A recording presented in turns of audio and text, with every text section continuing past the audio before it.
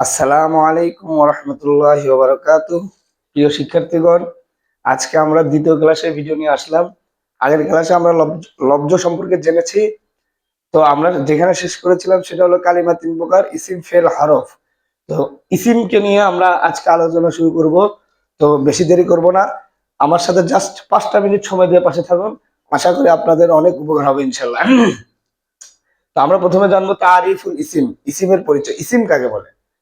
তো ইসিম বলা হয় যে কালেমা নিজের অর্থ নিজেই প্রকাশ করতে পারে এবং তিন কাল তথা অতীত, বর্তমান, ভবিষ্যৎ এই কোনোটার সাথে সম্পর্ক রাখে না, তাকে ইসিম বলে। যেমন কলামুন।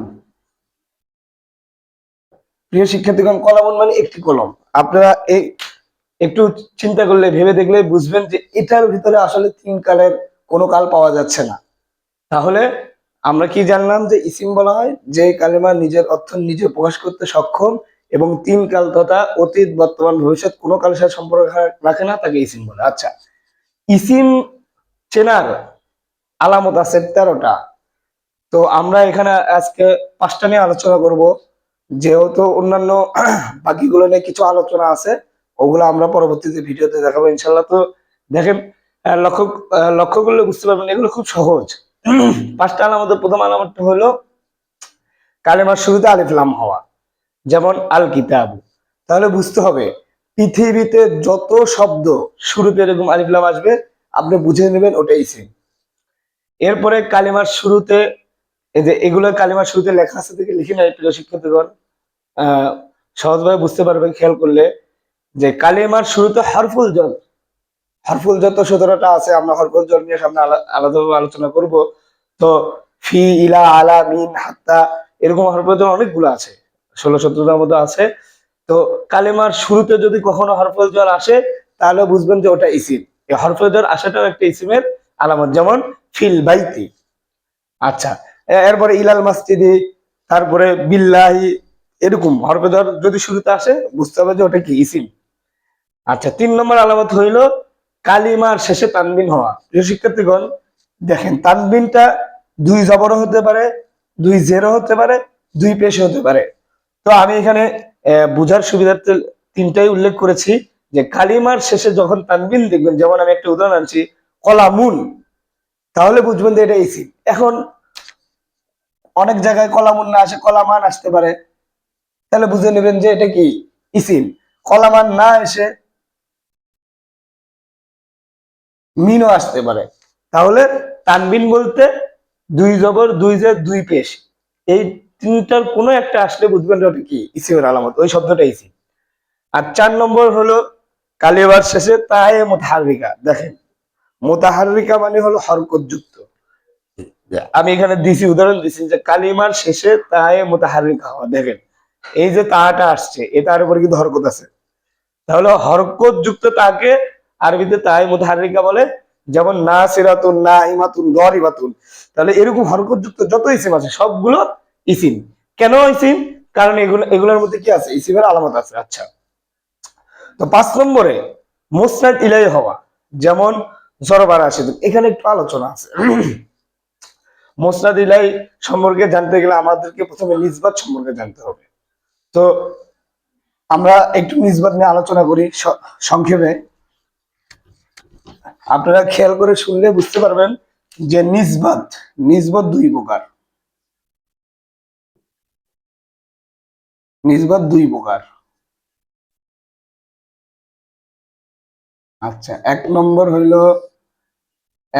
হইলো নিসবতে, 1 নম্বর হলো তাম্মা, 2 নম্বর হলো নাকেসা। নাকেসা, 1 নম্বর তাম্মা, 2 নম্বর নাকেসা। তো আমাদের নাকেসা নিয়ে এখানে আলোচনা নেই কেন?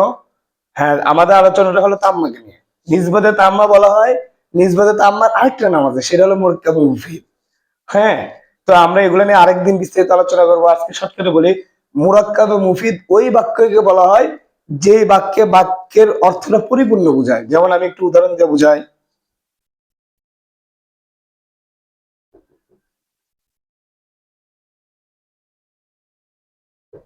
রাশিদুন ওয়ালাদুন জাইয়িদুন। দেখেন এই বাক্যটা কিন্তু মুরাক্কাব মুফিদ। কেন?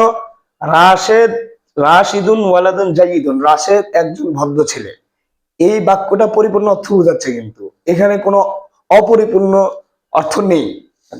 এই যে যেটা এই যে নিজবাতে নাকাসের মধ্যে বুঝাবে। আচ্ছা, অপরিপূর্ণ অর্থবোধক একটা বাক্য দেখায়, যেমন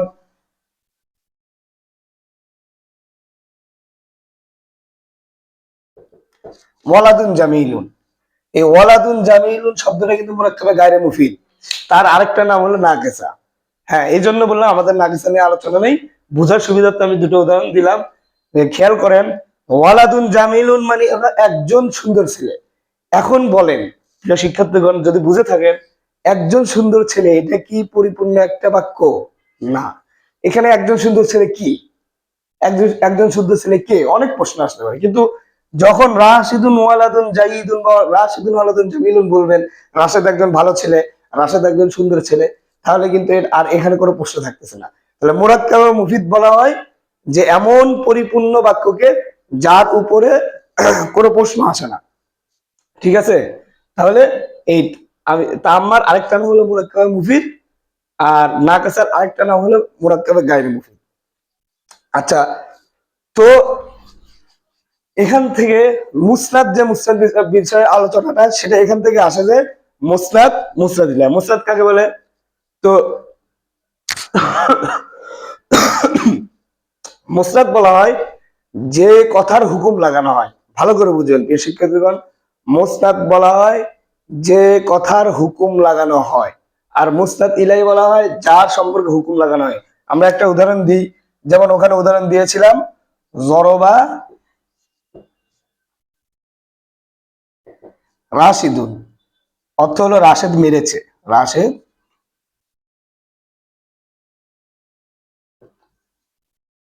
মেরেছে। আচ্ছা, তো বলছি মুসনাদ বলা হয় যে কথার হুকুম লাগানো হয়। দেখেন এইখানে মারাটা ধরেন একটা কথা বা কাজ, তাহলে এই মারার হুকুমটা লাগানো হচ্ছে, তাহলে যে কথার হুকুম লাগানো হয় সেটাকে আমরা বলছি মুসনাদ। তার মানে জরবা এখানে মুসনাদ হবে, মুসনাদ।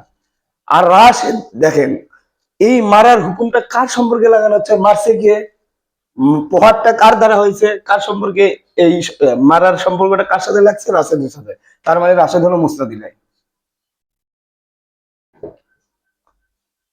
আচ্ছা, এটাকে যদি আমি আরেকভাবে উদাহরণ দিই, যেমন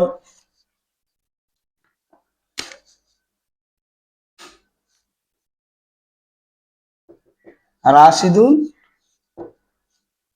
জরিবুন, একই কিন্তু জরবা রাশিদুন, রাশেদ মেরেছে, রাশিদুন জরিবুন, রাশেদ প্রহারকারী। তাহলে প্রিয় শিক্ষার্থীগণ একটু ভেবে বলুন তো যে এখানে মুস্তাদিলাই কোনটা হবে?